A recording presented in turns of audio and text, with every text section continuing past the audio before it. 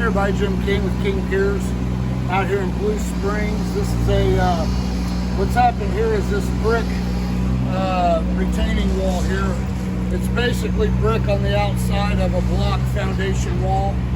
It's hollow, it's over the years, water's got underneath the sidewalk, kind of pushed it back. So we're gonna come in here, this is a design build. This was my idea to the owner of the building. We're gonna come in here, we're gonna pour a 3 foot wide, 2 foot thick footing using Buckeye fiber and 2 number 4 bars running horizontally from end to end. It's 49 feet. Once we pour that footing, it will be level. We'll come in here and set our Simon's forms up. But before we do that, I'm getting the buggy before the horse.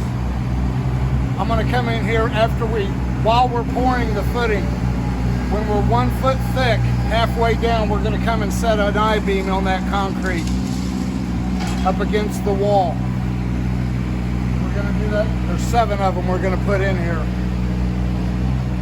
They'll be just sitting encased in 1 foot of concrete at the bottom. The rest will be holding just right here. And then I'm gonna come in here and set my forms on the footing that I poured 1 foot out from the wall.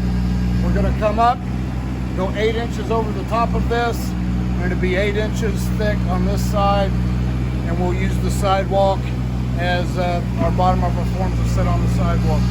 Sidewalk's now 5 foot, it'll still be within that 4 foot range. So that's how we're gonna do this. So stay tuned as we just now getting started. Got a line laid out for a 3 foot footing. Backhoes there, little mini excavator's all we need. We're gonna get it down to the footing, and then we're gonna go down 2 feet, come out 3 foot wide.